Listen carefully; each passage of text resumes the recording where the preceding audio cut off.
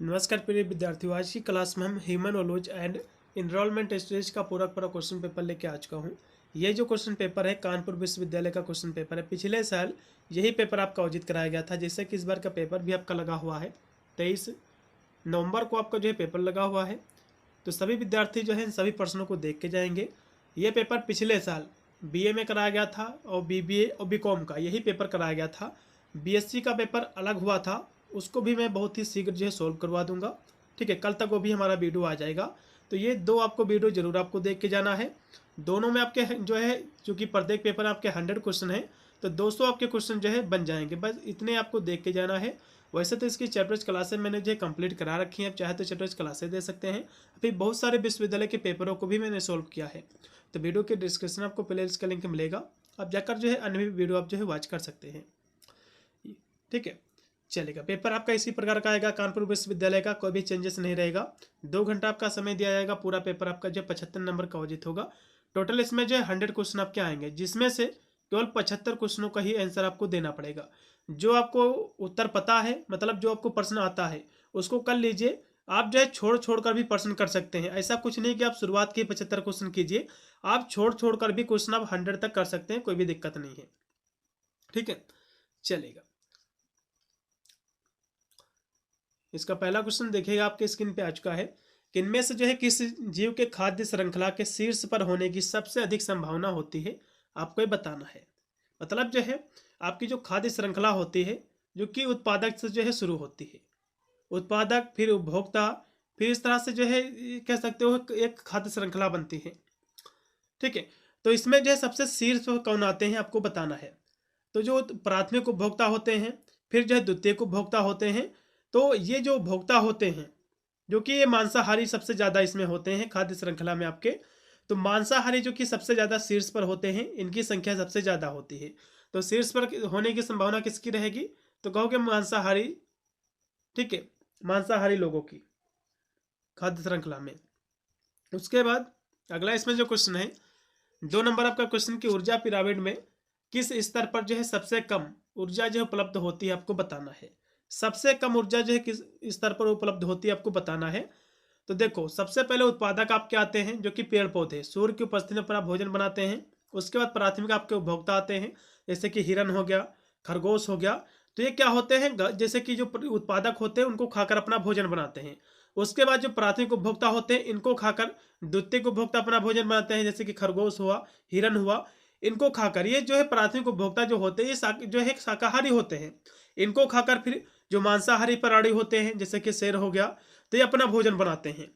तो सबसे लास्ट में जो सबसे कम ऊर्जा उपलब्ध होती है वो तृतीयक उपभोक्ता के पास बचती है। इनके पास सबसे कम ऊर्जा जो है बचती है। तो इसमें का डी ऑप्शन पूर्णतः राइट होगा। ठीक है, फिर इसमें है 3 नंबर क्वेश्चन है कि एक जो है पोषी स्तर, एक पोषी स्तर से दूसरे पोषी स्तर पर ऊर्जा हस्तांतरण की जो प्रक्रिया होती है उसको क्या कहा जाता है, उसको हम एनर्जी फ्लो कहते हैं, ऊर्जा प्रवाह कहते हैं। इसमें का बी ऑप्शन पूर्णतः राइट होगा। अगला क्वेश्चन फिर आपका है 4 नंबर कि पारिस्थितिकी तंत्र में ऊर्जा प्रवाह के बारे में, यानी तो है जो कह सकते हैं इको जो सिस्टम है, इसमें जो है ऊर्जा प्रवाह के बारे में कौन सा कथन जो है सत्य है, आपको ये बताना है। ठीक है, तो पोषी स्तर पर जो है ऊपर जाने पर ऊर्जा जो है घटती है, तो ये कथन जो है पूर्णतः सत्य है। इसमें का जो राइट आपका विकल्प रहेगा, ठीक है, पूर्णतः राइट रहेगा। उसके बाद आपका है जो कि 5 नंबर क्वेश्चन है कि जनसंख्या वृद्धि का मुख्य प्रभाव जो है पड़ता है, जनसंख्या वृद्धि का मुख्य जो इफेक्ट है किस पर पड़ता है, आपको ये बताना है। तो इसका प्रभाव जो पड़ता है पर्यावरण जो है क्षरण पर पड़ता है। इसमें का दूसरा ऑप्शन पूर्णतः राइट होगा। फिर है 6 नंबर क्वेश्चन कि पर्यावरण पर मानव जनसंख्या के प्रभाव को नियंत्रित करने का एक तरीका क्या है, आपको बताना है। पर्यावरण पर मानव की जो जनसंख्या बढ़ रही है उसको नियंत्रण करने का तरीका क्या है, तो कहोगे परिवार नियोजन और शिक्षा को जो है बढ़ावा देकर आप जनसंख्या को जो है कंट्रोल कर सकते हो। फिर इसमें है 7 नंबर क्वेश्चन कि उच्च जनसंख्या वृद्धि के कारण एक प्रमुख जो है पर्यावरणीय चिंता क्या है, आपको ये बताना है। तो पर्यावरणीय जो चिंता है, जाहिर सी बात है, उच्च जनसंख्या वृद्धि का मतलब होता है कि जनसंख्या में काफ़ी तेजी से बढ़ोतरी। जब जनसंख्या ज़्यादा बढ़ जाएगी तो संसाधन की कमी हो जाएगी, तो कहोगे जो है प्रमुख इसकी जो पर्यावरणीय चिंता रहेगी, संसाधनों की कमी रहेगी। इसमें का दूसरा ऑप्शन पूर्णतः राइट होगा 7 नंबर क्वेश्चन का। फिर अगला क्वेश्चन आपका है 8 नंबर कि सतत विकास का जो है उद्देश्य क्या है, आपको ये बताना है। 8 नंबर क्वेश्चन की हम बात करें, सतत विकास क्या होता है। सतत विकास की परिभाषा आप लोगों ने बहुत ही भली भांति पढ़ा होगा। सतत विकास का मतलब होता है कि वर्तमान की जो हमारी जरूरतें हैं उनको पूरा तो करना ही है, साथ में जो हमारी आने वाली जो पीढ़ियां हैं उनके लिए भी सारी की सारी जरूरतें जो है पूरी हो सके, उसी को हम सतत विकास कहते हैं। तो ये परिभाषा केवल इसमें जो है दूसरी परिभाषा इसको मैच करती है कि वर्तमान जरूरतों को पूरा करते हुए भावी पीढ़ियों के लिए संसाधनों का संरक्षण करना, उनको बचाना, इसी को हम जो है सतत विकास कहते हैं। इसमें का बी ऑप्शन पूर्णतः राइट होगा 8 नंबर क्वेश्चन का। फिर आपका है 9 नंबर क्वेश्चन कि भारत में राष्ट्रीय हरित न्यायाधिकरण यानी एनजीटी की स्थापना कब हुई है, आपके एग्जाम में क्वेश्चन बनेगा। तो एनजीटी का फुल फॉर्म क्या होता है, सबसे पहले एनजीटी का फुल फॉर्म समझ लीजिए। एन से होता है नेशनल, जी से होता है ग्रीन, टी से होता है ट्रिब्यूनल, ये इसका फुल फॉर्म है। ठीक है, एग्जाम में क्वेश्चन जो है पिछले 2-3 वर्षों में काफ़ी विश्वविद्यालय में एनजीटी का फुल फॉर्म पूछा गया है। इसका फुल फॉर्म होता है नेशनल ग्रीन ट्रिब्यूनल, इसका फुल फॉर्म होता है। अब इसकी स्थापना कब हुई थी ये भी समझ लीजिए, आपके एग्जाम में क्वेश्चन बनेगा। इसकी जो स्थापना हुई थी कब हुई थी, तो कहोगे 18 अक्टूबर 2010 को। कब हुई थी, 2010 को इसकी स्थापना हुई थी। ये बिंदु आपको याद रखना है, इससे क्वेश्चन एक ना एक जो है जरूर फंसेगा। इसमें का तीसरा ऑप्शन पूर्णतः आपका राइट हो जाएगा। फिर आपका है 10 नंबर क्वेश्चन कि राष्ट्रीय हरित जो है अधिकरण की भूमिका क्या होती है, मतलब एनजीटी जो है इसकी भूमिका क्या है, आपको बताना है। ये किस लिए बनाया गया है, इसकी स्थापना किस लिए की गई है, एग्जाम में क्वेश्चन बनता है। तो इसकी स्थापना जो है जो पर्यावरण जो सुरक्षा है और पर्यावरण से संबंधित जो मुद्दे हैं, जो भी इससे संबंधित जो भी कह सकते हो विवाद होता है, उसको निपटाने के लिए, उसकी सुनवाई करने के लिए ये जो है एनजीटी का गठन किया गया है। ठीक है, तो इसमें का दूसरा ऑप्शन पूर्णतः राइट होगा। अगला क्वेश्चन भी आपका है 11 नंबर कि निम्नलिखित में से जो है किस अधिनियम के तहत भारत में राष्ट्रीय हरित जो है अधिकरण का गठन जो है किया गया है, आपको बताना है। तो किसके लिए इसका गठन किया गया है, तो कहोगे जो है नेशनल ग्रीन ट्रिब्यूनल एक्ट के तहत किया गया है, जो कि 2010 में इसकी स्थापना हुई थी। ठीक है, आपके एग्जाम में क्वेश्चन बनेगा। इसमें का तीसरा ऑप्शन पूर्णतः राइट हो जाएगा, सी नंबर क्वेश्चन का। फिर आपका है 12 नंबर क्वेश्चन है कि वायु गुणवत्ता सूचकांक जिसको हम AQI कहते हैं। अब AQI क्या है, एग्जाम में क्वेश्चन बनता है कि AQI का फुल फॉर्म बताइए। AQI का फुल फॉर्म होता है, ए से होता है एयर, क्यू से होता है क्वालिटी, आई से होता है इंडेक्स। तो एयर क्वालिटी इंडेक्स इसका फुल फॉर्म आपको पता होना चाहिए पहली बात तो। अब ये जो है किस गुणवत्ता पर की जो है आधार की माप करता है, तो पहली बात ये एयर है, मतलब हवा है, तो हवा में जो विद्यमान जो कण होते हैं उसकी गुणवत्ता की जो है माप करता है। ठीक है, तो यह जो है PM जो है 2.5 और PM जो है जो कि 10 जैसे जो प्रदूषक हैं उनकी जो है जो सांद्रता है उसकी माप करता है। इसमें का दूसरा ऑप्शन पूर्णतः राइट होगा। फिर आपका है 13 नंबर क्वेश्चन कि किस जो है संगठन में सतत विकास लक्ष्य, किस संगठन में सतत विकास का जो लक्ष्य जो है पेश किया गया था, आपको बताना है। क्योंकि सतत विकास क्या है, सतत विकास में जो है टोटल 17 इसमें लक्ष्य रखे गए हैं इसको पूरा करने का। कब तक रखे गए हैं, 2030 तक के। इसी 17 लक्ष्य में जैसे कि जो गरीबी है, जो निर्धनता है, जो जल की सुरक्षा है, जल जो है स्वच्छ जल, ये सारी चीज़ें इसमें जो है सारे के सारे इसमें लक्ष्य जो है रखे गए हैं। इसका उद्देश्य जो है 2030 तक जो है सारी जो भरपाई है, चाहे गरीबी हो अभी अन्य चाहे मुद्दे हो, तो उनको जो है समाप्त करना है, उन पर जो है कह सकते हो उनको जो है पूरा करना है कार्यों को उनको। तो इसका जो है जो लक्ष्य था ये किस देश में पेश किया गया है, किस संगठन में पेश किया गया है, एग्जाम में क्वेश्चन बनता है। तो इसको जो है यूनाइटेड जो नेशन में इसको पेश किया गया था। इसमें का दूसरा ऑप्शन पूर्णतः राइट होगा। 13 नंबर क्वेश्चन का जो राइट आपका विकल्प रहेगा वो रहेगा इसमें का दूसरा ऑप्शन संयुक्त राष्ट्र में। फिर आपका है 14 नंबर क्वेश्चन कि संयुक्त राष्ट्र सतत विकास लक्ष्यों को प्राप्त करने में भारत की जो है भूमिका में शामिल है। तो भारत की जो भूमिका है शिक्षा को लेकर है, स्वास्थ्य को लेकर है और स्वच्छ ऊर्जा को जो है बढ़ावा देना है। भारत का उद्देश्य यही है। इसमें का जो राइट आपका विकल्प रहेगा बी ऑप्शन। 14 नंबर क्वेश्चन का बी है। फिर आपका है 15 नंबर क्वेश्चन कि सतत विकास लक्ष्यों का लक्ष्य किस वर्ष तक जो है सतत विकास हासिल करना है। सतत विकास का जो लक्ष्य रखा गया है, जिसमें 17 इसमें लक्ष्य है, तो इसको कब तक पूरा करने का लक्ष्य रखा गया है, ये एग्जाम में क्वेश्चन बनता है। अभी मैंने आपको बताया कि 2030 तक लक्ष्य रखा गया है इसको पूरा करने का। ठीक है, इसमें का दूसरा ऑप्शन पूर्णतः राइट होगा। आपके एग्जाम में क्वेश्चन बनेगा जरूरी है। उसके बाद है आपका 16 नंबर क्वेश्चन कि चक्राकार अर्थव्यवस्था की अवधारणा किस बात पर जो है जोर देती है, आपको ये बताना है। तो ये जो है संसाधनों को पुनर्चक्रित और पुनः उपयोग करके कचरे को कम करने पर जो है जोर देती है। इसमें का पहला ऑप्शन पूर्णतः राइट होगा। फिर है अगला क्वेश्चन आपका जो कि 17 नंबर है कि निम्नलिखित में से जो है कौन सा जलवायु परिवर्तन से निपटने के उद्देश्य से एक राष्ट्रीय समझौता है, आपको बताना है। देखो जलवायु परिवर्तन से निपटने की बात कर रहा है, तो जो पेरिस आपका जो समझौता हुआ था, ये इसी के लिए जो है समझौता हुआ था जलवायु परिवर्तन को लेकर। ये पेरिस समझौता मतलब ये जो है फ्रांस में समझौता हुआ था। पेरिस मतलब फ्रांस, तो फ्रांस में एक समझौता हुआ था जो कि जलवायु परिवर्तन को लेकर हुआ था। ठीक है, तो इसमें का जो राइट आपका विकल्प रहेगा वो आपका हो जाएगा इसमें का पहला ऑप्शन। अब एग्जाम में क्वेश्चन और भी बनता है, जैसे कि पेरिस समझौता जो है कब हुआ था। हम हर एक क्वेश्चन को बहुत ही बारीकी से लेके आए हुए हैं। ठीक है, वैसे तो हम चाहे तो इसकी जो है पीडीएफ बनाकर इसमें जो है टिक लगाकर हम जो है ऊपर कह सकते हो टेलीग्राम पर भी डाल सकते थे, लेकिन उस तरह से आपको हर एक बिंदुओं का इतनी सही से पता आपको नहीं चल पाएगा, इसीलिए जो है क्लास करानी पड़ती है। अब एग्जाम में क्वेश्चन बन सकता है कि पेरिस समझौता कब हुआ था, तो इसको भी समझ लीजिए आप लोग। पेरिस समझौता जो हुआ था, ये हुआ था 12 दिसंबर। कब हुआ था?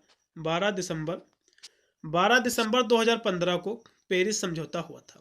ये बिंदु आपको याद रखना है, हो सकता है एग्जाम में पेरिस समझौता जो है पूछ ले कि कब हुआ था। अब हम अगले क्वेश्चन की ओर बढ़ेंगे, जो कि 18 नंबर आपका क्वेश्चन है कि क्योटो प्रोटोकॉल निम्नलिखित में से जो है किसके उत्सर्जन को जो है कम करने से जुड़ा हुआ है, आपको बताना है। देखो क्योटो प्रोटोकॉल जो कि कार्बन डाइऑक्साइड और अन्य जो हरित ग्रह जो गैसें हैं, मतलब ग्रीन जो कह सकते हो ग्रीन हाउस जो गैसें हैं, उनके उत्सर्जन को कम करने के लिए प्रोटोकॉल उसी से जुड़ा हुआ है। इसमें का दूसरा ऑप्शन पूर्णतः राइट होगा।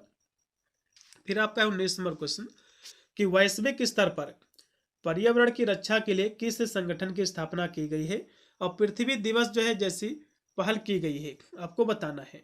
तो देखो वैश्विक स्तर पर जो पर्यावरण की रक्षा के लिए जो संगठन की स्थापना की गई है, तो उसका नाम है UNEP। ठीक है, इसका फुल फॉर्म एग्जाम में बनता है, तो इसका फुल फॉर्म होता है यूनाइटेड नेशंस एनवायरनमेंट प्रोग्राम। तो इसका फुल फॉर्म भी आपको पता होना चाहिए, इसके फुल फॉर्म भी एग्जाम में क्वेश्चन जो है पूछा जाता है। फिर इसमें अगला क्वेश्चन है 20 नंबर कि समग्र जो है प्रबंधन दृष्टिकोण जो है मदद करता है, तो किसमें मदद करता है? तो ये जो मदद करता है नैतिक, सामाजिक, पर्यावरणीय जो है विचारों को एकीकृत जो है करने में। इसमें का दूसरा ऑप्शन पूर्णतः राइट है। फिर आपका 21 नंबर क्वेश्चन है कि निम्नलिखित में से जो है कौन सा समग्र निर्णय लेने का मुख्य जो है लाभ है, आपको बताना है। तो इसका जो मुख्य लाभ है बेहतर जो है नैतिक संरेख और हितधारक जो है विश्वास। इसमें का बी ऑप्शन। फिर आपका 22 नंबर क्वेश्चन है कि समग्र जो है प्रबंधन दृष्टिकोण में निर्णय है, तो जो है समग्र प्रबंधन दृष्टिकोण में जो निर्णय है वो कैसा होता है? तो वो जो निर्णय होता है विभिन्न जो है हितधारकों के बीच अंतर निर्भरता को ध्यान में रखते हुए जो है लिए जाते हैं। इसमें का बी ऑप्शन। फिर आपका है 23 नंबर क्वेश्चन के एक पारिस्थितिकी तंत्र में अपघटक जो है जिम्मेदार होते हैं। जो एक इकोसिस्टम जो होता है उसमें जो है अपघटक जो है किस लिए जिम्मेदार होते हैं, आपको ये बताना है। तो अपघटक जो जिम्मेदार होते हैं पोषक तत्वों को पारिस्थितिकी तंत्र में वापस पुनर्चक्रण करने के लिए। इसमें का राइट होगा आपका बी ऑप्शन। फिर आपका है 24 नंबर क्वेश्चन कि इनमें से कौन सा जो है पारिस्थितिकी तंत्र में ऊर्जा के सही प्रवाह का सबसे अच्छा जो प्रतिनिधित्व है। तो ऊर्जा का जो प्रवाह है तो इसमें कौन सा सबसे पहले कहोगे? उत्पादक आते हैं आपके, उत्पादक। उसके बाद कौन आता है? तो कहोगे उसके बाद आते हैं उपभोक्ता, क्योंकि पेड़ उत्पादक आपके पेड़ पौधे होते हैं, उनको भी प्राथमिक उपभोक्ता खाते हैं, प्राथमिक को फिर द्वितीयक उपभोक्ता खाते हैं, तरह से एक फूड चेन बनती है। तो इनको फिर जो है उपभोक्ता खाते हैं, कौन खाता है? कहोगे उपभोक्ता खाते हैं। उपभोक्ता को कौन जो है खाता है? उसके बाद अपघटक खाते हैं, ठीक है, अपघटक। तो इसमें का तीसरा ऑप्शन पूर्णतः जो है राइट होगा, और कोई भी इसमें का ऑप्शन जो है सही नहीं है। 24 का सी ऑप्शन। फिर आपका है 25 नंबर क्वेश्चन, खाद्य श्रृंखला और खाद्य जाल के बीच जो है मुख्य अंतर क्या है? आपको बताना है। तो इसके बीच जो अंतर है वो है, इसके बीच में अंतर क्या है? खाद्य जाल परस्पर जो है जुड़ी कई खाद्य श्रृंखला का प्रतिनिधित्व जो है करता है, इसमें का बी। फिर है आपका 26 नंबर क्वेश्चन, कि निम्नलिखित में से जो है कौन एक्स सीटू संरक्षण का जो उदाहरण है आपको बताना है। पहली बात तो एक्स सीटू और इन सीटू ये होता क्या है, इसको समझ लेना काफ़ी महत्वपूर्ण हो जाता है, क्योंकि इससे आपके एग्जाम में जो है क्वेश्चन काफ़ी बार जो है पूछा जाता है। तो एक्स सीटू, एक्स मतलब होता है बाहर, एक्सटर्नल, इन सीटू मतलब होता है इंटरनल। तो मान लो जैसे कि आपका जो है घर जो है एकदम खराब है, कभी भी गिर सकता है, आपको खतरा है कि आप दब सकते हो। तो यदि सरकार आपके घर को जो है उसी स्थान पर उसको जो है फिर से रिपेयर करवा दे, तो आपका कहलाएगा इन सीटू संरक्षण। जैसे कि हम कहें कि जंगलों में जैसे कि जो रहते हैं सारे प्राणी जानवर रहते हैं, जो है पक्षी रहते हैं, तो उसी जंगल में ही हम यदि जानवरों का जो है संरक्षण कर दें, जैसे कि जो पेड़ काटते हैं उस पर रोक लगा दे, ठीक है, उनके लिए सारी हम सुविधाएं कर दे, तो उसको जो है यदि हम उसी के आवास में, उसी के घर में यदि हम उसका संरक्षण करेंगे, तो उसको हम इन सीटू कहेंगे। यदि हम उसका संरक्षण, जैसे कि आप जो है किसी स्थान पर रह रहे हो, ज़्यादा जो है किसी स्थान में, जैसे कि आप जो है नदी के किनारे रहते हो, तो बाढ़ आ गई, तो अब जो है आपको सरकार वहाँ से उठाकर दूसरे स्थान पर आपका संरक्षण कर दे, तो उसको हम एक्स सीटू कहेंगे। यदि सरकार वही स्थान पर आपको जो है उसकी सारी व्यवस्था कर दे, तो इसको हम जो है इन सीटू कहेंगे। मतलब वहाँ से यदि हम दूसरे स्थान पर उसका संरक्षण करेंगे, वहाँ से ले जाकर दूसरे स्थान पर, तो इसको हम मिक्स कहेंगे सीटू। यदि हम उसी स्थान पर उसका संरक्षण करेंगे, उसके आवास का, उसके घर का, तो इसको हम जो है इन सीटू कहेंगे। ठीक है, क्लियर हुआ। अब यहाँ से क्वेश्चन जो कह रहा है कि निम्नलिखित में से जो है एक्स सीटू, एक्स मतलब एक्स सीटू, तो एक्स सीटू अभी मैंने आपको बताया है कि किसी जो प्राकृतिक जो आवास होता है, उससे यदि हम उसको वहां से ले जा करके बाहर उसका हम संरक्षण करें, तो इसको हम एक्स सीटू कहेंगे। एक्स मतलब होता है एक्सटर्नल, एक्सटर्नल मतलब जो है बाहर, ठीक है। तो इसमें कौन सा है? देखो, वन्य जीव, अरब्य जो स्थापित राज्य, ये तो उसी जंगल में ही इसका जो है कह सकते हो संरक्षण करने पर आधारित है। चिड़ियाघर, चिड़ियाघर आपने देखा होगा कि जो जंगल होते हैं वहां से जानवरों को पकड़ के लाया जाता है, फिर जाकर चिड़ियाघर में उसका संरक्षण किया जाता है। तो जाहिर सी बात है, आप उसके जो है आवास से वहां से आप उसको लेकर आए हो, उसका जो प्राकृतिक आवास था वहां पर पहले, तो वहां से उसको अब लेके आए हो, तो उसके अब आवास में उसका संरक्षण नहीं किए हो, बल्कि आप जो है आकर जो है दूसरे स्थान पर उसका संरक्षण कर रहे हो, तो आपका ये एक्स सीटू कहलाएगा, ना कि इन सीटू। तो इसमें जो है चिड़ियाघर जो है बनाना, ये आपका एक्स सीटू संरक्षण का एक अच्छा सा उदाहरण है, ठीक है। और जितने भी इसमें दिए हुए हैं सभी के सभी इन सीटू के उदाहरण हैं, ठीक है।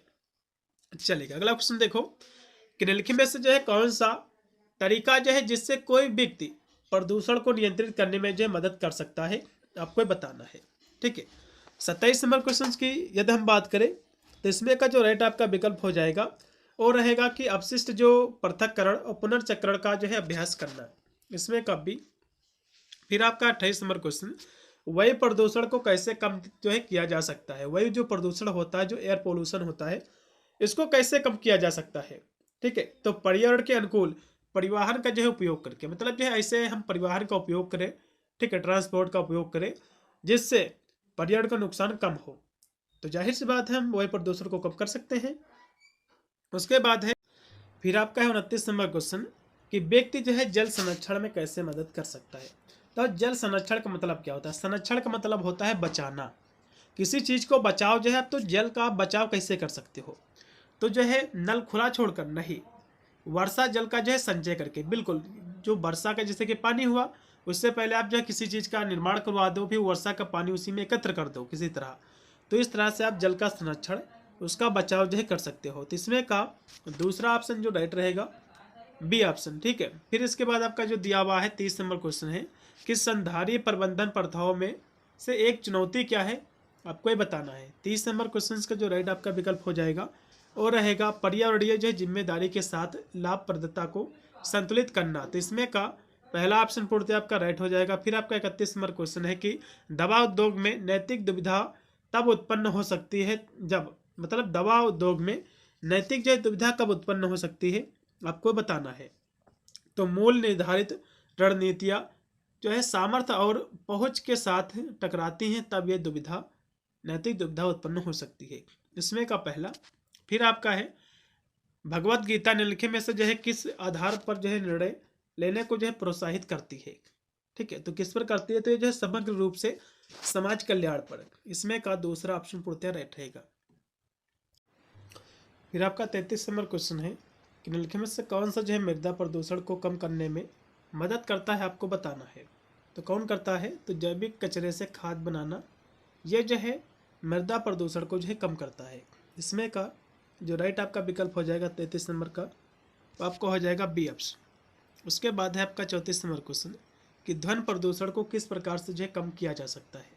ध्वनि प्रदूषण जो होता है, ठीक है, जो नॉइस पोल्यूशन होता है, इसको किस प्रकार से कम किया जा सकता है। तो आपका जो ध्वनिरोधी मतलब होता है कि जो साउंड प्रूफ जो मटेरियल होता है, सामग्री का हम उपयोग करके ध्वनि प्रदूषण को कम किया जा सकता है। इसमें का बी ऑप्शन पूर्णतः राइट होगा, यूजिंग साउंड प्रूफ मटेरियल्स। उसके बाद है आपका 35 नंबर क्वेश्चन कि पर्यावरण पर जो है मानव जनसंख्या वृद्धि के प्रभाव शामिल है।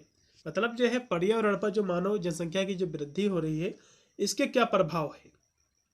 ठीक है, तो इसके प्रभाव क्या है, 35 नंबर की हम बात करें तो प्राकृतिक संसाधनों का अति उपयोग। जाहिर सी बात है, जब आबादी बढ़ेगी, जनसंख्या बढ़ेगी, तो पेड़ पौधों को और काटा जाएगा, उसकी और जो है कह सकते हो आवश्यकता पड़ेगी। तो एक जो है कह सकते हो वृद्धि के कारण प्रभाव ये शामिल है। फिर है 36 नंबर क्वेश्चन, इनमें से कौन सा जो है अधिक जनसंख्या का नकारात्मक जो है परिणाम है, आपको बताना है। 36 नंबर क्वेश्चन की बात करें तो वनों की जो है कटाई में वृद्धि कौन है। जाहिर सी बात है, अधिक जब जनसंख्या हो जाएगी तो नकारात्मक प्रभाव यही होगा। आज 10 लोग थे, उनकी आवश्यकता है फर्नीचर बनवाने के लिए, चलो ठीक है, 1-2 पेड़ों से उनका काम चल गया है। जब 1000 लोग हो जाएंगे तो जो है कह सकते हो 100 से 150 पेड़ काटे जाएंगे। तो इस तरह से जो है देखा जाए तो जनसंख्या वृद्धि का जो नकारात्मक प्रभाव है वो रहेगा वनों की कटाई में वृद्धि, अधिक वन जो है काटे जाएंगे। इसमें का बी ऑप्शन राइट होगा। फिर आपका 37 नंबर क्वेश्चन कि निम्नलिखित में से कौन सा जो पारिस्थितिकी तंत्र को सबसे अच्छी तरह से जो है परिभाषित करता है, आपको बताना है। 37 नंबर की हम बात करें तो जो है एक दूसरे और उनके भौतिक पर्यावरण के साथ अंतःक्रिया करने वाले जीवित जीवों का जो है समुदाय। ठीक है, इसी को हम पारिस्थितिकी तंत्र जो है कहते हैं। इसमें का पहला ऑप्शन पूर्णतः राइट होगा। फिर आपका है 38 नंबर क्वेश्चन कि एक पारिस्थितिकी तंत्र में उत्पादक आमतौर पर होते हैं। पारिस्थितिकी तंत्र में उत्पादक आमतौर पर कौन होते हैं, आपको बताना है। तो उत्पादक जो सूर्य की किरणों से या फिर सूर्य की उपस्थिति में अपना भोजन बनाते हैं। ठीक है, पौधे जो प्रकाश संश्लेषण के माध्यम से अपना भोजन स्वयं बनाते हैं। इसमें का सी ऑप्शन पूर्णतः राइट होगा। उसके बाद आपका है 39 नंबर क्वेश्चन कि निम्नलिखित में से जो प्राथमिक उपभोक्ता का उदाहरण क्या है, आपको बताना है। देखो, सबसे पहले आपके उत्पादक आते हैं। कौन आते हैं, उत्पादक। तो उत्पादक कौन कौन होते हैं, आपके पेड़ पौधे होते हैं। जैसे कि पेड़ पौधे जो आपकी घास होती है, ये सभी क्या है, जो कि प्रकाश संश्लेषण की क्रिया करके अपना भोजन स्वयं बना लेते हैं। ठीक है, घास वगैरह। अब इनको कौन खाता है, कहोगे जो है इनको खाते हैं उपभोक्ता। कौन खाते हैं, प्राथमिक उपभोक्ता। तो प्राथमिक उपभोक्ता जो खाते हैं, तो प्राथमिक उपभोक्ता कौन होते हैं, इसमें सभी शाकाहारी होते हैं, जो है जानवर जीव होते हैं। तो शाकाहारी कौन होते हैं, तो कहोगे भैया शाकाहारी जो कि हिरन भी होता है, हिरन, खरगोश हो गया, खरगोश, बकरी, गाय, भैंस। तो ये सब क्या है, प्राथमिक उपभोक्ता है। जो उत्पादक जो घास होती है, जो पेड़ पौधे हैं, उनसे अपना भोजन प्राप्त करती है। तो इसमें खरगोश क्या है, प्राथमिक उपभोक्ता है। शेर क्या है, ये द्वितीयक उपभोक्ता, क्योंकि जो शेर होता है खरगोश को खा लेता है, बकरी को खा लेता है। ठीक है, कवक आपके तृतीयक उपभोक्ता होते हैं, सबसे लास्ट में आपके। तो इसमें प्राथमिक उपभोक्ता कौन भैया, कहोगे खरगोश है। इसमें का दूसरा होगा। उसके बाद आपका है 40 नंबर क्वेश्चन। फिर इसमें आपका 40 नंबर जो आपका क्वेश्चन दिया हुआ है कि निम्नलिखित में से कौन सा जो है अधिनियम भारत में पर्यावरण की सुरक्षा पर केंद्रित है। मतलब इसमें से कौन सा अधिनियम जो है भारत में जो पर्यावरण है उसकी सुरक्षा पर केंद्रित है, आपको ये बताना है। तो वन्य जीव संरक्षण जो अधिनियम है ये जो है पर्यावरण पर जो है आधारित नहीं है, क्योंकि वन्य जीव संरक्षण जो अधिनियम है इसमें जो है जैसे कि जंगली जो जानवर है जिसमें पक्षी हैं और पौधे हैं उसकी सुरक्षा पर केंद्रित है। ठीक है।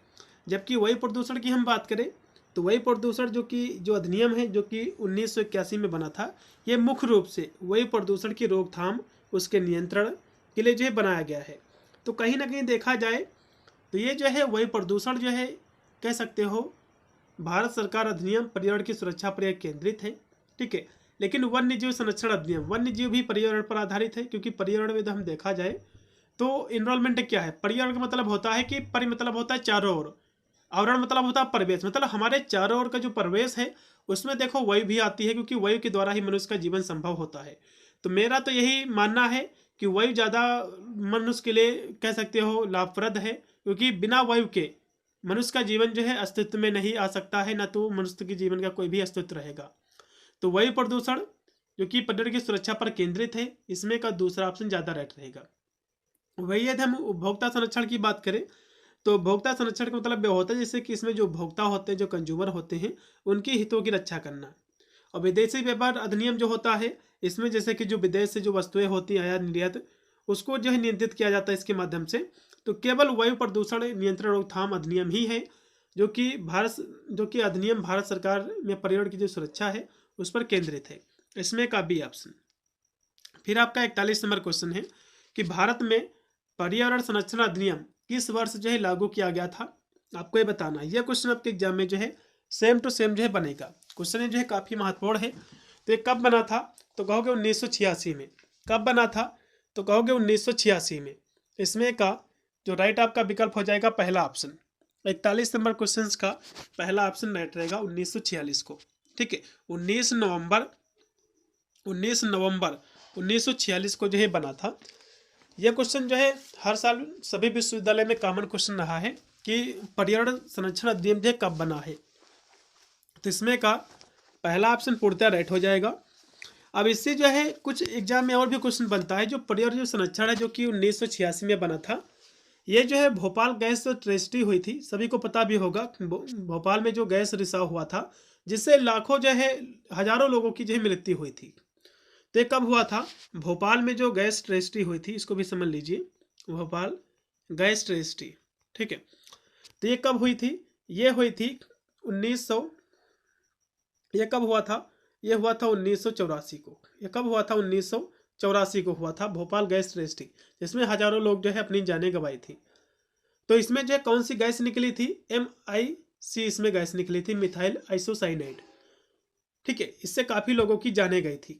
तो इसी को जो है देखते हुए भारत सरकार ने जो है भारत में पर्यावरण संरक्षण अधिनियम को जो है लागू किया था, जो कि 1986 में। तो 1986 ये याद रखना है। भोपाल गैस ट्रेजेडी जो कि 1984 को हुआ था, ये भी बिंदु आपको याद रखना है। और भोपाल में जो गैस रिसाव हुआ था, कौन सी गैस रिसाव हुआ था, MIC मतलब जो है मिथाइल आइसोसाइनाइड जो है गैस का रिसाव हुआ था, जिससे हजारों लोगों की जानें गई थी। अगला क्वेश्चन देखिएगा जो कि है 42 नंबर क्वेश्चन कि जल प्रदूषण के मुद्दों को संबोधित करने के लिए भारत में कौन सा अधिनियम जो है पेश किया गया है, आपको बताना है। देखो जल प्रदूषण के जो मुद्दे हैं उसकी बात कर रहा है, उसको संबोधित करने के लिए कौन सा जो अधिनियम पेश किया गया है। तो उसके लिए भैया जल प्रदूषण की रोकथाम नियंत्रण अधिनियम इसको किया गया है, इसमें का दूसरा ऑप्शन। ठीक है। फिर इसमें अगला जो क्वेश्चन आपका 43 नंबर है कि जैव विविधता में इन सीटू संरक्षण क्या है। मैंने अभी आपको इन सीटू और एक्स सीटू दोनों मैंने आपको कराया है। तो इन सीटू क्या है, मान लो किसी का घर है तो उसी के घर में उसका संरक्षण करना, इसको हम कहते हैं इन सीटू संरक्षण। तो इन सीटू क्या है, अपने प्राकृतिक आवास के भीतर जैव विविधता की रक्षा करना, इसी को हम इन सीटू संरक्षण कहते हैं। इसमें का बी ऑप्शन। अगला ऑप्शन भी आपका है 44 नंबर के निम्नलिखित में से जो है किसके द्वारा एक्स सीटू संरक्षण का सबसे अच्छा प्रतिनिधित्व जो है किया जाता है, आपको बताना है। देखो इसमें एक्स सीटू की बात कर रहा है, एक्स सीटू कंजर्वेशन। तो एक्स सीटू जो है इसमें कह रहा है कि सबसे अच्छा प्रतिनिधित्व जो है किया जाता है किसके द्वारा, आपको ये बताना है। 44 नंबर क्वेश्चन की हम बात करें तो जो बोटेनिकल जो गार्डन है, वनस्पति उद्यान, इसके द्वारा किया जाता है सबसे अच्छी तरह से प्रतिनिधित्व, उसका संरक्षण किया जाता है। तो इसमें का जो राइट आपका विकल्प हो जाएगा इसमें का सी ऑप्शन। 44 नंबर क्वेश्चन का सी रहेगा। 45 नंबर आपका जो क्वेश्चन है कि निम्नलिखित में से जो है कौन सी इन सीटू संरक्षण की विधि नहीं है, आपको बताना है। देखो इन सीटू जो होता है, मैंने आपको बताया कि उसी के प्राकृतिक आवास में उसका जो संरक्षण करना। तो इसमें कह रहा कि कौन सी जो है इन सीटू संरक्षण की विधि नहीं है। राष्ट्रीय उद्यान, जो राष्ट्रीय जो कह सकते हो जो उद्यान है, ठीक है, जो पार्क है वे जो है इन सीटू हैं। और जो है आरक्षित जो जैवमंडल है ये भी इन सीटू है, और वन्य जीव संरक्षण अधिनियम में भी है। लेकिन जो बोटेनिकल जो गार्डन है ये आपके जो है एक्स सीटू है। ये क्या है? Ex situ. बोटेनिकल गार्डन में पूछेगा तो ये इन सीटू नहीं है बल्कि एक्स सीटू है, ठीक है। इसमें का दूसरा ऑप्शन, ये जो है इन सीटू का उदाहरण जो है नहीं है, एक विधि नहीं है, ये एक्स सीटू है। अगला ऑप्शन भी है 46 नंबर के जैव विविधता संरक्षण का प्राथमिक लक्ष्य क्या है, आपको बताना है। तो जैव विविधता का मतलब यह होता है कि जो लुप्त प्राय जो प्रजातियां हैं, जो पारिस्थितिकी तंत्रों की रक्षा करना इसका उद्देश्य रहता है। इसमें का भी फिर है 47 नंबर क्वेश्चन कि भगवत गीता किसके आधार पर निर्णय लेने पर जोर देती है, आपको ये बताना है। तो भगवत गीता किसके निर्णय पर जो है लेने पर जोर देती है, तो कहोगे कर्तव्य और निस्वार्थता पर। इसमें का बी ऑप्शन। 47 का बी है। फिर 48 नंबर क्वेश्चन की प्रबंधन के संदर्भ में धर्म का क्या तात्पर्य है, धर्म किसे कहते हैं, आपको बताना है। तो धर्म का मतलब होता है ईमानदारी, जिम्मेदारी के साथ जो है कार्य करना, इसी को धर्म कहते हैं। इसमें का बी ऑप्शन।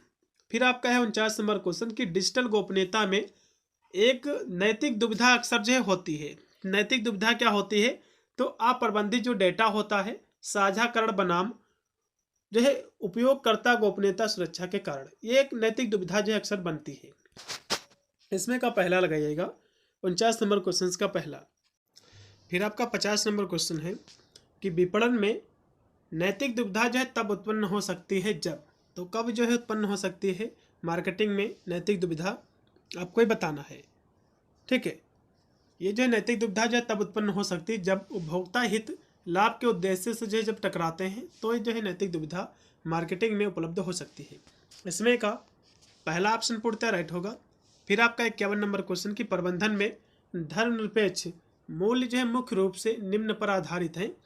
तो किस पर आधारित होते हैं, तो कहोगे ये जो आधारित होते हैं सार्वभौमिक जो है नैतिक सिद्धांतों पर। इसमें का बी ऑप्शन। 51 नंबर क्वेश्चन का बी होगा। 52 नंबर भी आपका क्वेश्चन की प्रबंधन में आध्यात्मिक मूल्य केंद्रित है, मतलब जो है मैनेजमेंट में जो आध्यात्मिक मूल्य हैं ये केंद्रित होते हैं या फिर केंद्रित हैं, किस पर केंद्रित हैं, आपको ये बताना है। तो ये केंद्रित है करुणा और जो अखंडता पर। इसमें का बी ऑप्शन। 52 का बी है। फिर 53 नंबर क्वेश्चन की सतत सफलता के लिए मूल्य कार्यान्वयन व जो है कौन सा स्तर जो है महत्वपूर्ण होता है। सतत सफलता के लिए मतलब सतत विकास की सफलता के लिए मूल्य कार्यान्वयन का कौन सा स्तर महत्वपूर्ण होता है, आपको ये बताना है। तो होता है व्यक्तिगत और संगठनात्मक जो है एकीकरण का। इसमें का बी। फिर आपका है 54 नंबर क्वेश्चन कि सार्वजनिक से जो है निजी क्षेत्र में जाने से मुख्य रूप से निम्न में से जो है कारण दुविधा पैदा हो सकती है। तो कौन सी दुविधा जो है पैदा हो सकती है, आपको ये बताना है। तो जो है लाभ के उद्देश्यों और सार्वजनिक कल्याण के बीच टकराव का। इसमें का बी होगा। फिर आपका है 55 नंबर क्वेश्चन कि बाजारों में एकीकरण की दुविधा में शामिल है। तो इसकी दुविधा में क्या शामिल है, तो इसकी दुविधा में जो है प्रतिस्पर्धा, क्योंकि बाजार में क्या होता है, कंपटीशन होता है, प्रतिस्पर्धा होता है। तो प्रतिस्पर्धा लाभ बनाम उच्च कीमतों की ओर ले जाने वाला एकाधिकार नियंत्रण। इसमें का बी होगा। फिर 56 नंबर क्वेश्चन के साइबर सुरक्षा के मामले में संगठन को निम्न के बीच जो है दुविधा का सामना करना पड़ सकता है। तो किसके बीच जो है दुविधा का सामना करना पड़ सकता है, आपको ये बताना है। तो ये जो है गोपनीयता और आसान डेटा पहुंच के बीच जो है दुविधा का सामना करना पड़ सकता है। इसमें का पहला होगा। फिर 57 नंबर क्वेश्चन के निम्नलिखित में से जो है कौन सा निर्णय लेने में समग्र दृष्टिकोण का सबसे अच्छा जो है वर्णन करता है, आपको ये बताना है। तो इसमें का जो राइट आपका होगा बी ऑप्शन। सामाजिक, नैतिक और पर्यावरणीय कारकों सहित सभी पहलुओं पर विचार करना। इसमें का बी, ठीक है। फिर आपका 58 नंबर क्वेश्चन कि निर्णय लेने की प्रक्रिया का मुख्य उद्देश्य क्या है, आपको ये बताना है। तो निर्णय लेने की प्रक्रिया का जो मुख्य उद्देश्य रहता है ऐसे विकल्प जो है बनाना है जो कई उद्देश्यों को जो है बैलेंस करे, संतुलित करे। ठीक है, इसमें का राइट होगा आपका बी ऑप्शन। देखो क्वेश्चन चाहे हो सकता है इससे डिफरेंट भी एग्जाम में क्वेश्चन बन सकते हैं, केवल आपको अपनी बुद्धि या फिर अपने विवेक का केवल आपको प्रयोग करना है कि हमको उसमें लगाना क्या है। आपको ऐसा ही आंसर आपको पता चल जाएगा, क्वेश्चन आपको सही से पढ़ना है, अब ऐसा ही आपको पता चल जाएगा इसमें का कौन सा आंसर सही है। ठीक है, चलेगा। फिर यहाँ से देखिएगा 59 नंबर कि निम्नलिखित में से जो है कौन सा निर्णय लेने की प्रक्रिया में एक चरण नहीं है। क्वेश्चन पहले समझो, ये कह रहा कि कौन सा निर्णय लेने की प्रक्रिया का एक चरण नहीं है, कह रहा कि चरण नहीं है। ठीक है, क्वेश्चन समझोगे तभी भी इसका आंसर जो है सही आप कोड करके आ पाओगे। तो इसमें देखो व्यक्तिगत पूर्वग्रह पर जो है विचार करना। देखो पूर्वग्रह क्या होता है, पहले से अनुमान लगा लेना। पूर्व मतलब होता है पहले से किसी चीज़ के बारे में बता देना, जैसे कि किसी चीज़ के बारे में आप जो है जानकारी ना करो, ऐसे ही बता दो कि ये व्यक्ति ऐसा है, गुस्से वाला है, तो इसको बोलते हैं पूर्वाग्रह। देखो जब भी कोई निर्णय आप लो तो उससे पहले उसके जो सभी उसके बारे में जांच पड़ताल कर लोगे, तभी तो उसके आप डिसीजन कर पाओगे। तो ये इसका कोई भी जो है कह सकते हो प्रक्रिया का चरण नहीं है निर्णय लेने की। इसमें जो समस्या की पहचान करना इसका पहला चरण होता है, विकल्प जो है उत्पन्न करना और विकल्पों का मूल्यांकन करना, ये सब इसके जो है चरण है। लेकिन व्यक्तिगत पूर्वाग्रह पर विचार करना इसका कोई भी भाग नहीं है, कोई भी इसका चरण नहीं है। फिर 60 नंबर क्वेश्चन है, भगवत गीता में सिखाए गए धर्म का अर्थ क्या है। भगवत गीता में धर्म का अर्थ क्या बताया गया है, आपको बताना है। तो धर्म बताया गया कि धार्मिक कर्तव्य और नैतिक दायित्व होता है, धर्म का मतलब यही होता है। ठीक है, धार्मिक कर्तव्य और नैतिक दायित्व। फिर है 61 नंबर आपका जो क्वेश्चन है कि निर्णय लेने में धार्मिक दृष्टिकोण जोर देता है तो नैतिक मूल्य और दूसरों के प्रति जिम्मेदारी पर जोर देता है, इसमें का बी। फिर 62 नंबर क्वेश्चन है कि भगवत गीता के अनुसार निर्णय लेने में अनासक्ति का अर्थ क्या होता है, आपको बताना है।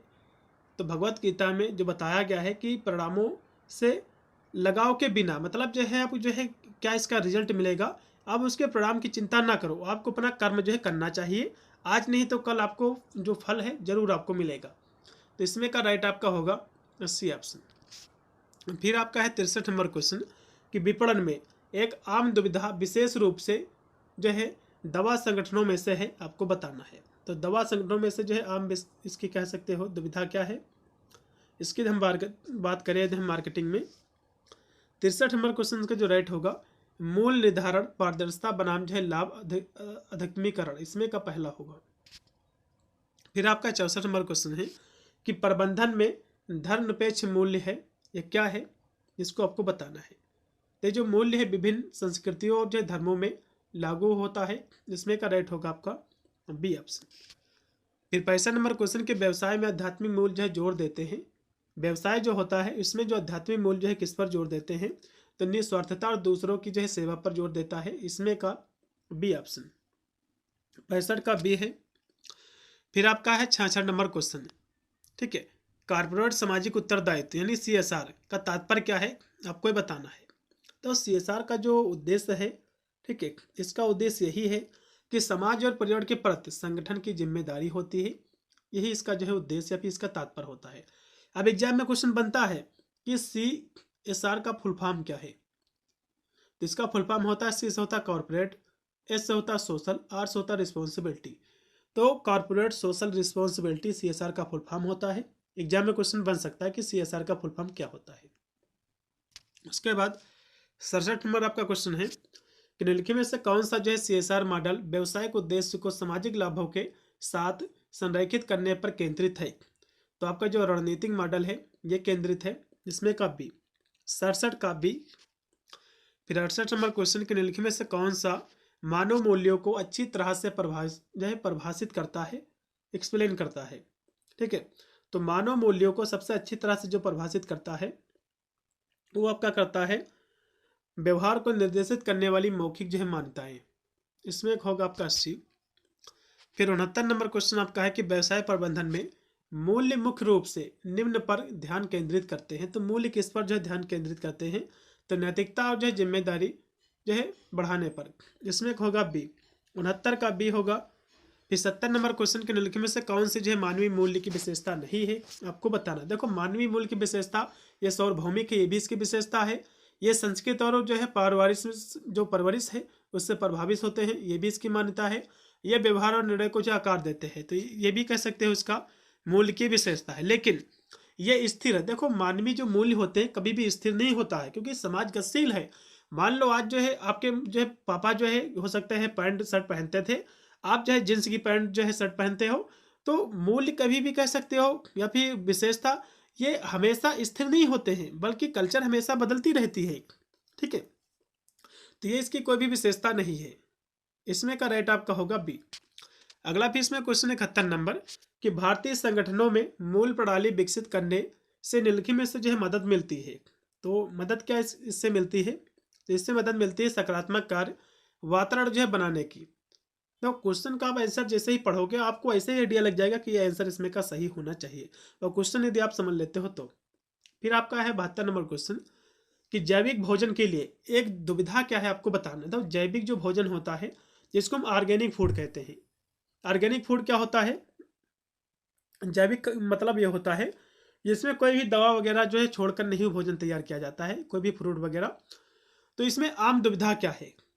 ठीक है, तो इसकी जो आम दुविधा होती है उत्पादन में जो है मानकीकरण बनाम जो है प्रमाणिकता। इसमें का बी ऑप्शन 72 का बी है। फिर 73 नंबर क्वेश्चन की 73 नंबर आपका जो क्वेश्चन की गुणवत्ता मानकों में दुविधा में जो है अक्सर शामिल होता है। तो इसकी दुविधा में क्या शामिल होता है?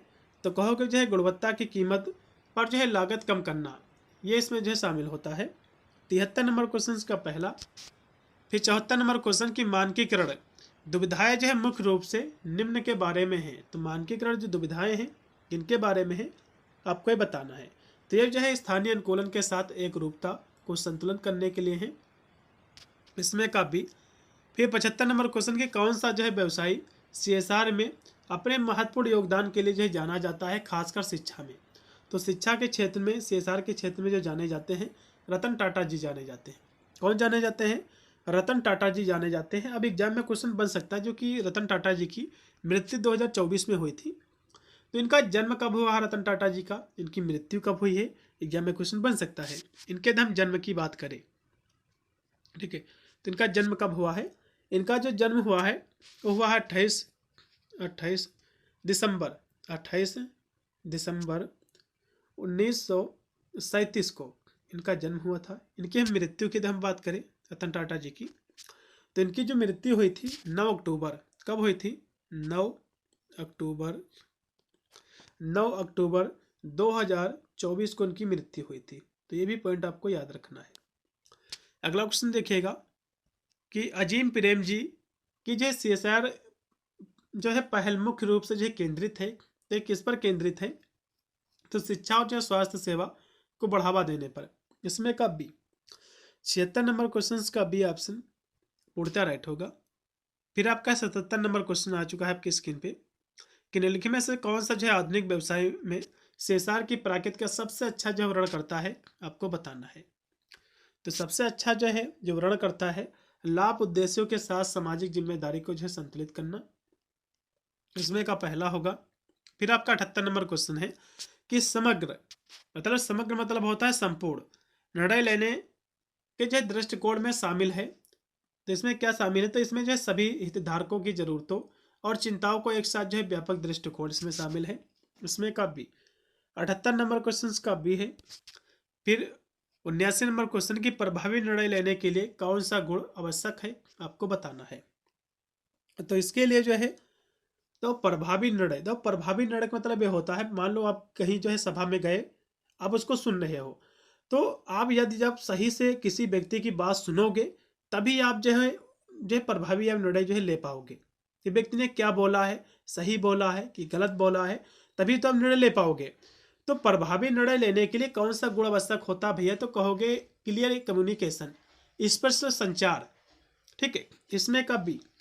अगला क्वेश्चन भी आपका 80 नंबर है कि भगवत गीता सिखाती है कि जो है निर्णय निम्न पर जो है आधारित होना चाहिए। तो भगवत गीता हमें सिखाती है कि निर्णय जो है धार्मिकता मतलब धर्म और निस्वार्थता मतलब बिना स्वार्थ के जो है होनी चाहिए। ठीक है, यही हमको सिखाती है। इसमें का बी। 80 नंबर क्वेश्चन का बी है। 81 नंबर क्वेश्चन की भगवत गीता के अनुसार एक नेता को जो है क्या करना चाहिए। भगवत गीता क्या कहती है एक नेता के बारे में? तो एक नेता को जो है क्या करना चाहिए ये आपको बताना है। तो एक नेता को जो है पुरस्कार की उम्मीद किए बिना, मतलब नेता को पुरस्कार की उम्मीद ना करे हो, बल्कि दूसरों की सेवा करनी चाहिए पुरस्कार की उम्मीद जो है बिना किए हुए। इसमें करेक्ट आपका होगा बी ऑप्शन। अगला क्वेश्चन भी आपका है 82 नंबर कि निम्नलिखित में से जो है कौन सा संगठनों में जो है मूल्य एक प्रकार का मूल्य है, आपको बताना था। उस संगठनों में जो है जो सामाजिक मूल्य है यही इसका एक प्रकार है, इसमें का पहला। फिर आपका है 83 नंबर क्वेश्चन कि मूल आधारित संगठन वह है जो, तो मूल आधारित जो संगठन होता है जो व्यवसायिक संचालन में मूल्य और जो है नैतिकता को बढ़ावा देता है, इसमें का बी। 83 का बी होगा। फिर 84 नंबर क्वेश्चन की प्रबंधन में पार सांस्कृतिक मानवीय मूल्यों का जो है उद्देश्य क्या है, आपको बताना है। तो इसका जो उद्देश्य है वो है कई सांस्कृतिक या फिर जो है कई संस्कृतियों के मूल्यों को जो है एकीकृत करना, ठीक है, इसमें का बी होगा। फिर आपका 85 नंबर क्वेश्चन के निम्नलिखित में से जो है कौन सा संगठनों में पार सांस्कृतिक मानवीय मूल्यों में होने का जो है एक लाभ है, आपको ये बताना है। तो इसका जो एक लाभ है वो आपका हो जाएगा कि सांस्कृतिक सद्भाव और समावेशित में जो है वृद्धि, इसमें का बी राइट होगा। फिर आप 86 नंबर आपका क्वेश्चन है कि एपीजे अब्दुल कलाम ने शिक्षकों और अभिभावक की भूमिका पर जो है जोर दिया है। तो एपीजे अब्दुल कलाम का जो है मानना था कि जो टीचर होते हैं, जो माता पिता होते हैं बच्चों के, तो इन लोगों को जो है बच्चे के चरित्र, बच्चे में चरित्र जो उनके जो मूल्य होते हैं उसका निर्माण करना चाहिए, इसमें का राइट होगा आपका बी। फिर आपका है 87 नंबर क्वेश्चन कि स्वामी विवेकानंद का मानना था कि चरित्र का निर्माण होता है। तो चरित्र का निर्माण जो होता है आध्यात्मिकता और नैतिक जो है साहस से होता है, इसमें का बी। 87 का बी पूर्णतः राइट है। फिर 88 नंबर क्वेश्चन के एपीजे अब्दुल कलाम के अनुसार बच्चे के विकास में निम्नलिखित में से जो है किसकी भूमिका महत्वपूर्ण होती है, आपको बताना था। बच्चे का जो विकास होता है इसमें एक तो माता पिता की भूमिका रहती है, माता पिता जो भी बच्चों को सिखाएंगे वे सीखेंगे।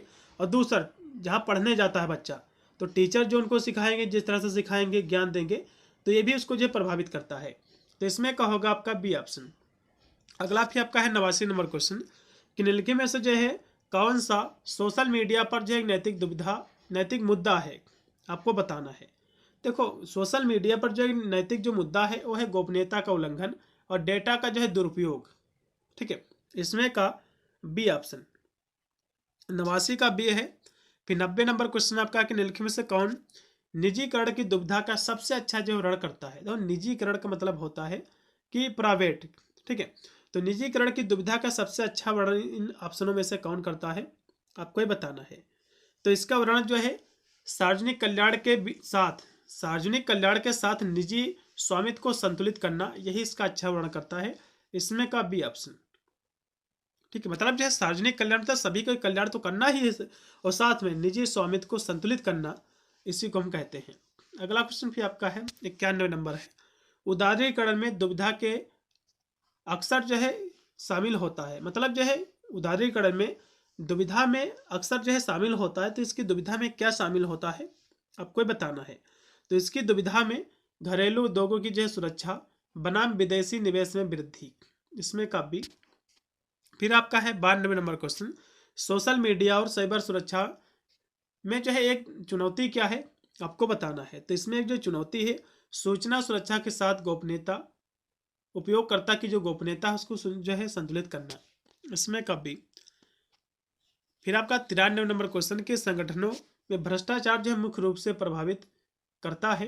तो क्या प्रभावित करता है, आपको बताना है। तो ये जो है नैतिक जो है मानक और विश्वास को प्रभावित करता है, इसमें का बी होगा। फिर 94 नंबर क्वेश्चन की जो है ऑनलाइन शॉपिंग में साइबर खतरों में जो है शामिल है। ऑनलाइन शॉपिंग में जो साइबर खतरे हैं इसमें क्या शामिल है, आपको ये बताना है। तो इसके खतरे में जैसे कि डेटा का चोरी होना, हैकिंग हो जाना, ये सब जो है इसमें शामिल है, इसमें का पहला। फिर है यूके रिश्वत अधिनियम मुख्य रूप से संबंधित है। तो यूके रिश्वत अधिनियम जो संबंधित है रिश्वतखोरी और भ्रष्टाचार को कम करने के लिए, इस पर केंद्रित। अब एग्जाम में क्वेश्चन बनता है कि यूके रिश्वत अधिनियम ये कब, इसको जो है इसकी स्थापना हुई थी, इसको लागू किया गया था, ये क्वेश्चन एग्जाम में काफी बार पूछा गया है। तो बच्चों इसको जो है इसको जो लागू किया गया था 2010 में, ठीक है, पॉइंट आपको ये भी नोट आपको रखना है। फिर आपका है 96 नंबर क्वेश्चन कि भारतीय अर्थव्यवस्था में स्थायी नीतियों का लक्ष्य क्या है, आपको ये बताना है। तो इसका जो लक्ष्य है दीर्घकालीन सामाजिक और पर्यावरणिक जो है कल्याण को बढ़ावा देना, इसमें का बी होगा। फिर आपका 97 नंबर क्वेश्चन की मूल आधारित संगठन जो है प्राथमिकता देते हैं, तो किसको जो है प्राथमिकता देते हैं? तो ये देते हैं भैया नैतिक व्यवहार और सामाजिक जिम्मेदारी को, इसमें का बी ऑप्शन पूर्णतः राइट होगा। फिर 98 नंबर क्वेश्चन है कि निम्नलिखित में से जो है किसकी संस्कृति बनाने के लिए मानवीय मूल जो है आवश्यक है, आपको बताना है। तो किसकी संस्कृत बनाने के लिए? तो कहोगे जो है नैतिक निर्णय लेने की संस्कृत की, इसमें होगा बी ऑप्शन। फिर लास्ट में आपका है 99 नंबर क्वेश्चन आपका आ चुका है कि स्वामी विवेकानंद का चरित्र निर्माण का दर्शन आधारित है, तो किस पर आधारित था ये? तो साहस और जो है सच्चाई पर, इसमें का बी। 99 नंबर क्वेश्चन का बी ऑप्शन पूर्णतः राइट है। लास्ट में फिर आपका 100 नंबर क्वेश्चन आपका आ चुका है। उससे पहले मैं आपको बता दूं, जैसे ही आपका पेपर हो जाएगा तो जो है एक विद्यार्थी फिर कोई भी हमको जो है अपना पेपर भेज देना। ये व्हाट्सएप नंबर है मेरा 8173840090, ठीक है। इस पर अपना जो है पेपर मुझको भेज देना, जिससे मैं उसकी आंसर की करा दूंगा, जिससे आपको भी एक आइडिया लगेगा कि कितने प्रश्नों को ओला अपनी जो है आप सही उम्र से भर के आए हुए हैं। अब लास्ट का क्वेश्चन देखिएगा, गांधी जी के अनुसार 7 पापों में से एक, देखो गांधी जी ने जो है 7 पापों की अवधारणा दिया था। इनकी एक पुस्तक थी यंग इंडिया, यंग इंडिया इनकी पुस्तक है जो कि 1925 में लिखी गई थी। तो गांधी जी ने इसमें 7 पापों की अवधारणा दिया है। अब गांधी जी के द्वारा जो 7 पाप बताए गए हैं ये कौन कौन से हैं, इनको जान लेना काफी महत्वपूर्ण बन जाता है, ठीक है। देखो पहला इन्होंने जो पाप बताया वो बताया था कि बिना काम के धन, क्या बताया? बिना काम के धन, मतलब बिना काम के धन नहीं प्राप्त हो सकता है, धन की प्राप्ति नहीं की जा सकती है बिना काम के धन। दूसरा इन्होंने बताया, बताया कि विवेक के बिना आनंद। दूसरा इन्होंने बताया कि विवेक के बिना आनंद, यानी जो है सुख, आनंद मतलब सुख होता है, विवेक के बिना सुख, बिना विवेक के जो है सुख की प्राप्ति नहीं हो सकती है। उसके बाद तीसरा इन्होंने जो पाप बताया था कि चरित्र के बिना ज्ञान, मतलब बिना चरित्र के ज्ञान की प्राप्ति नहीं हो सकती है, इन्होंने बताया। तो चरित्र के बिना ज्ञान, चरित्र के बिना ज्ञान, तो इनको आप चाहे तो लिख सकते हो।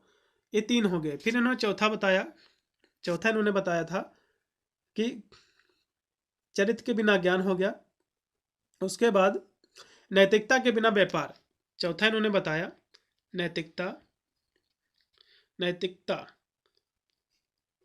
के बिना व्यापार, नैतिकता के बिना व्यापार, ठीक है।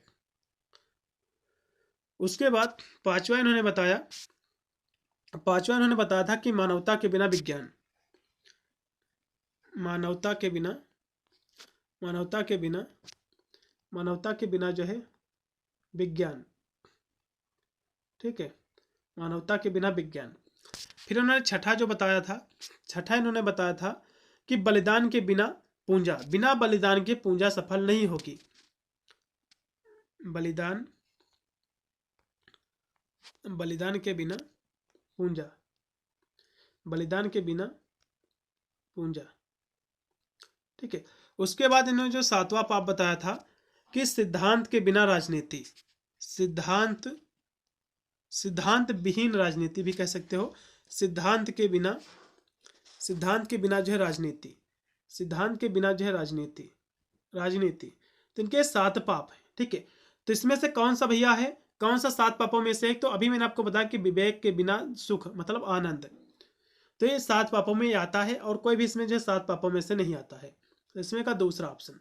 7 पाप पता ही होना चाहिए आपको, कोई ना कोई पूछा जा सकता है। ये जो है जो पेपर में सॉल्व कराया हूँ, अभी बीएससी वाला पेपर जो कि रह गया है उसकी कल तक हमारी क्लास आ जाएगी, या फिर जिस दिन पेपर होगा उससे एक दिन पहले इवनिंग में हमारी क्लास आ जाएगी। तो दोनों पेपरों को आपको देख के जाना है। पेपर हो जाएगा, जैसे ही पेपर अपना भेज देना, उसकी मैं आंसर की करा दूंगा। वीडियो को शेयर कर देना दोस्तों पास, जिससे सभी विद्यार्थी सभी प्रश्नों को रट ले। इसमें से काफ़ी प्रश्न आपको सेम टू सेम मिलेंगे आपको अपनी परीक्षा में। मिलता है वीडियो के लिए, तब तक सभी को thank you for watching this video.